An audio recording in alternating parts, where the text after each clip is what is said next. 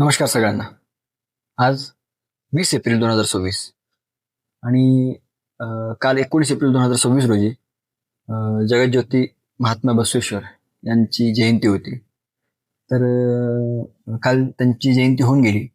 तर आज आपण थोडक्यात महात्मा बसवेश्वरांचा जो काही विचार होता तो आपण आज समजावून घेणार आहोत. महात्मा बसवेश्वरांचा जन्म 12व्या शतकात झाला आहे. 12व्या शतकात कर्नाटकात झालेला आहे. महात्मा बसवेश्वर हे एक थोर समाज सुधारक तसंच लिंगायत धर्म संस्थापक होते. त्यांनी लहानपणापासूनच ते विद्रोही होते. वयाच्या 8व्या वर्षीच त्यांनी लिंगभेदाला विरोध केलेला होता. म्हणजे लहानपणी 8व्या वर्षाचं वय 8 वर्षाचे असताना त्यांच्यावर जे काही बालपणीचे विधी होत होते त्यात मुंडन केलं जायचं. तर मग त्यांनी म्हटलं की जर माझं मुंडन होत असेल तर मुंडन माझ्या अक्काचं पण व्हायला पाहिजे, माझ्या मोठ्या ताईचं पण व्हायला पाहिजे. जर तिचं जर होणार नसेल तर मी सुद्धा मुंडन करून घेणार नाही. अशा प्रकारे त्यांनी त्यांच्या वडिलांना आणि आईला विरोध केला होता. आणि त्यांनी जे काही महत्वाच्या गोष्टींवर एम्फसाइज केलेलं आहे किंवा ज्या गोष्टींचा त्यांनी प्रचार केलेला आहे त्यातल्या महत्वाच्या गोष्टी म्हणजे काय कवे कैलास असं त्यांनी म्हटलेलं आहे. काय कवे कैलास म्हणजे की काम हेच दैवत आहे. म्हणजे कामातच ईश्वर आपण बघायला पाहिजे सगळ्यांनी.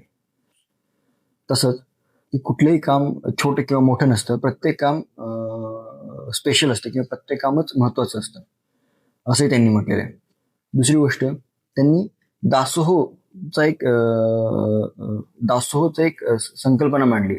दासोह म्हणजेच सेल्फलेस सर्व्हिस, म्हणजे स्वतःचा काही हेतू न ठेवता सेवा करणे म्हणजेच दासोह. त्यांनी ह्या जे काही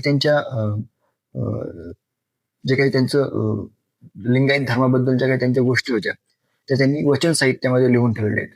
सर्वसामान्य लोकांना कळावेत म्हणून त्यांनी वचन साहित्यात कन्नड भाषेतून हे सगळं त्यांनी त्यांचं जे मार्गदर्शन आहे ते लिहून ठेवलेलं आहे. त्यात त्यांनी जाती व्यवस्थेला आव्हान दिलं होतं तत्कालीन. त्यांनी एका त्यावेळच्या खालच्या जातीच्या मुलासोबत वरच्या जातीच्या मुलीचं लग्न लावून दिलं होतं. त्यांनी महात्मा बसवेश्वरांना आधुनिक संसदेचे जनकही म्हटलं जातं. त्यांनी 12व्या शतकात अनुभव मंडपाची स्थापना केली होती. या मंडपात वेगवेगळ्या जातीची लोक, लहान असोत मोठे असोत ते सगळे एकत्र यायचे आणि त्यांच्यासमोर असणाऱ्या समस्यांवर ते चर्चा करायचे. त्यात सगळ्यांनाच बोलण्याचा अधिकार होता. हे एक प्रकारे आजकालच्या आधुनिक संसदेशी खूप सारं मिळतं जुळतं आहे म्हणून त्यांना आधुनिक संसदेचे जनकही म्हटलं जातं. तसंच त्यांनी जातपात विरहित समाजाचं एक स्वप्न पाहिलं होतं. एकंदरीत ह्या सगळ्या गोष्टी आजच्या काळाशी सुद्धा किती अनुरूप आहेत हे कळतं. म्हणजे एकंदरीत त्या काळात त्यांचा विचार किती प्रगल्भ होता किंवा ते किती दूरदृष्टी होती त्यांची हे दिसून येतं.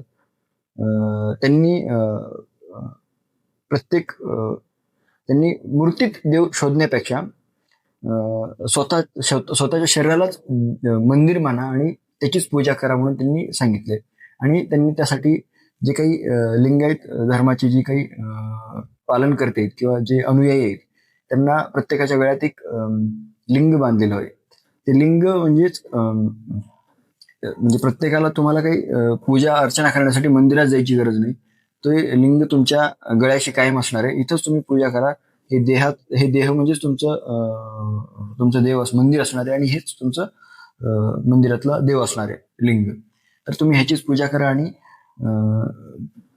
आपल्या कामात वेळ घालवा. जे की त्यांनी सांगितलं होतं की काय कवे कैलास हे जे काही त्यांनी वचन त्यांनी सांगितले किंवा कामातच आपला देव शोधायला पाहिजे प्रत्येकाने.